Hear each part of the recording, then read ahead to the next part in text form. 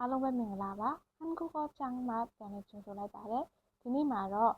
ဒီကိုရီးယားစာအခြေခံပေါ့နော်အခန်း3ဖြစ်တဲ့ကိုရီးယားမူရင်းတရ10လုံးကိုသင်ကြားသွားပေးမှာပဲဖြစ်ပါတယ်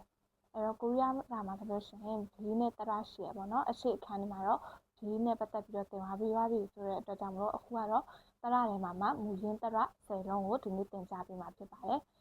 အဲ့တော့ဒီမှာဆိုရင်ပထမဆုံးကြည့်ရအောင်အာယာ အော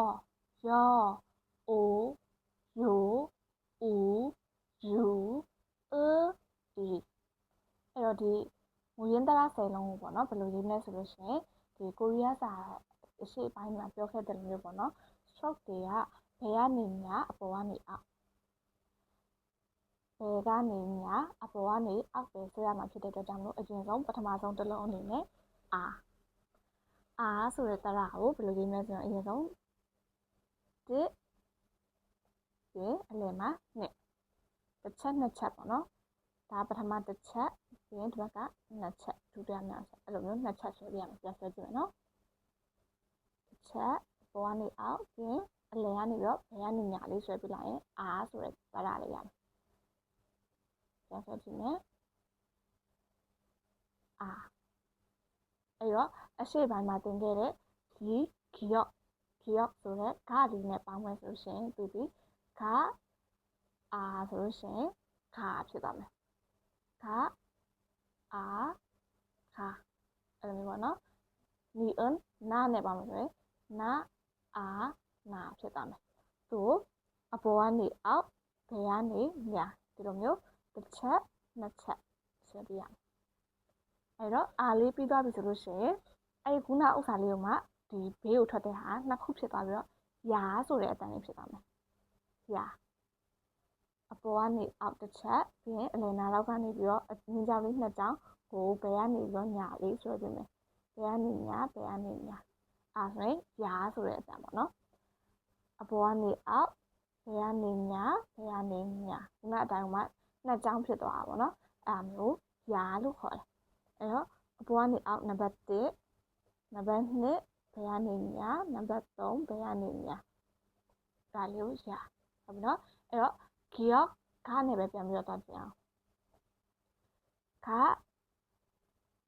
ယာဆိုလို့ရှိရင်ခါခါ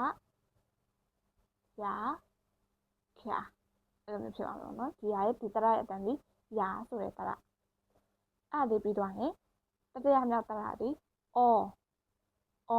တော့ကြောင့်ခုနအားနဲ့ပြောင်းပြပါတော့နော်အရင်ဆုံးဘယ်ကနေညာဆိုတဲ့အတူလေးတစ်ခုအရင်ဆွဲမယ်ပြီးရင်အပေါ်ကနေအောက်ကိုဆွဲချပေးမယ်သူဒီအောဆိုတဲ့တာပေါ့နော်နံပါတ်1ဒီဘယ်ကနေညာနံပါတ်2ဒီအပေါ်ကနေအောက်ဘယ်ကနေညာအပေါ်ကနေအောက်ဘယ်ကနေညာအပေါ်ကနေအောက်အောအဲ့တော့ခုနကဂီယော့ခါနဲ့ပေါင်းကြည့်မယ်ဆိုရင်ခါအောခေါ်နာအောနော်ဆိုတော့ရောဘုံတို့ကြားဘူးလားမသိဘူးနော်ဆိုတာစကားရမှာကြားဘူးမှထပါရဲ့နင်လို့ပြောပါတော့နင်နော်အဲ့လိုမျိုးဖြစ်ပါပါနော်ဒီမှာဆိုရင်ဒီတရဒီအောဆိုတဲ့တရအဲ့တော့အောပြီးသွားရင်ဒီမှာအကြောင်းလေးနဲ့ကြောင်းဖြစ်သွားရင်ရအတန်လေးပေါင်းလိုက်ရမယ်ရောဖြစ်သွားမယ်ဘယ်ကနေညာပြီးရင်ဘောကနေအောက်ကိုအဲ့လိုဆွဲချပေးလိုက်မယ်ရောဘယ်ကနေညာဘောကနေအောက်ဘယ်လိုမျိုးဆွဲပြရမလဲနော်အဲ့ဒါဆိုရင်ရောဖြစ်သွားမယ်နံပါတ်1ဘယ်ကနေညာနံပါတ်2ဘယ်ကနေညာနံပါတ်3ကကြာအပေါ်ကနေအောက်ဆွဲပြလိုက်မယ်ရောအဲ့ဒါလည်းကားနဲ့ပဲခုနဂီယော့နဲ့ပဲတွဲပြတော့လို့ကရောဂီယော့ကရောဂီယော့ကအတန်ဒီချီပေါ့နော်ကရောဂီယော့တွဲပြီးအတန်ထွက်မယ်ဂီယော့ဒီမျိုးဖြစ်မယ်နော်အဲ့တော့အာယာအောရောအထိပြီးသွားပြီဆိုလို့ရှိရင်ဒီ၅လုံးမြောက်ပေါ့နော်၅လုံးမြောက်ကကြတော့အိုဆိုတဲ့အတန်အိုအပေါ်ကနေအောက်အရင်ဆွဲပေးမယ်ပြီးသွားရင်ဘယ်ကနေညာအိုအပေါ်ကနေအောက်ဘယ်ကနေညာအိုဆိုတဲ့တရလေးနံပါတ်တစ်ချက်နှစ်ချက်ပေါ့နော်ဒီလိုမျိုးလေးဆွဲပြရမယ်ဒါဒီအိုခ နဲ့ဦးနဲ့ပေါင်းရင်ကိုဟုတ်ပြီနော်ကိုဆိုပြီးပြောတယ်ကြည့်ရအောင်နောက်တစ်ခုယူဒါကြတော့ယူနှစ်ကြောင်းဖြစ်သွားရင်ရအတန်လေးပေါင်းလိုက်ရမှာပေါ့နော်ယူဒီလဲလိုပဲအပေါ်ကနေအောက်ဘယ်ကနေညာလေးဆွဲပေးလိုက်မယ်ယူအပေါ်ကနေအောက်ဘယ်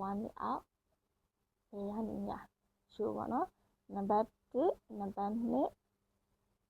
နံပါတ်3ဆိုရင်ဒါလေးကယူအိုယူဆိုရင်ဒါနဲ့ယူနဲ့ပေါင်းရင် Q အဲ့ဒါကိုဂယိုအဲ့လိုမျိုးပြောမထားဘူးနော် Q တွဲပြီးတော့အတန်လေးကိုဆက်ပြီးတော့ထပ်ပေးရမယ် Q ဟုတ်ပြီနော်ယူပြီးသွားရင်နောက်တစ်ခါဦးဆိုတဲ့တရားလေးဦးဒီဟာလေးပါနော်ဦးတော့ကြရင်နော်ဘယ်ကနေညာအရင်ဆက်မယ်ပြီးရင်အပေါ်ကနေအောက်ကိုဆွဲထားလိုက်မယ်ဘယ်ကနေညာအပေါ်ကနေအောက်ဘယ်ကနေညာအပေါ်ကနေအောက်ဦးဆိုတဲ့တရားလေးဦးဆိုတဲ့တရားလေးနော်အဲ့တော့နံပါတ်1ဘယ်ကနေညာနံပါတ်2အပေါ်ကနေအောက်အဲ့တော့ဒီဖြီးလေးပေါ့နော်ခီယော့ဆိုတဲ့ဖြီးလေးနဲ့တွဲပြီးရေးကြည့်မယ်လေဂဦးဂူနောက်ထပ်တစ်လုံးကကြတော့ဦးပြီးသွားရင်ဒီမှာနှစ်ကြောင်းဖြစ်သွားရင်ရအတန်လေးထွက်လိုက်အောင်မယ်ဦးမှာယူဖြစ်သွားမယ်ယူသူပဲလိုပဲဘယ်ကနေညာအပေါ်ကနေအောက်နှစ်ချောင်းဖြစ်သွားတော့နော်ဘယ်ကနေညာအပေါ်ကနေအောက်နှစ်ချောင်းပေါ့နော်အဲ့ဒါဆိုရင်ယူ1 2 3ယူအဲ့တော့ကားနဲ့ပေါင်းကြည့်ရအောင်ကားယူQဒီကားအတန်လေးအရှင်းမှာတင်ခဲ့ချီ point မှာယူQ ရမယ်နော်အဲ့တော့နောက်တစ်ကြောင်းဒီအတန်လေးကကြတော့နည်းနည်းလေးခက်ကောင်းခက်နိုင်တယ်ဒါကြတော့ဒီမြန်မာမှာတော့အတန်မရှိဘူးเนาะအဲ့ဒီအတန်လေးက W S EU ဆိုဒီလိုမျိုးအတန်လေးပါနော်ဒါဒီပေါ့နော်သွားလေးကိုနည်းနည်းလေးစီပြီးတော့ပါဇက်လေးနည်းနည်းလေးထည့်လိုက်မယ်ပြီးရင်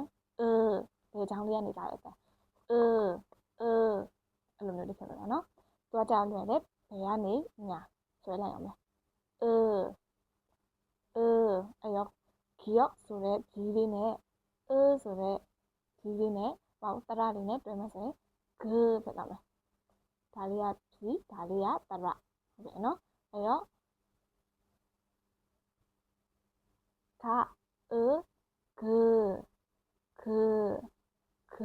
ခဂစာခပေါ့နော်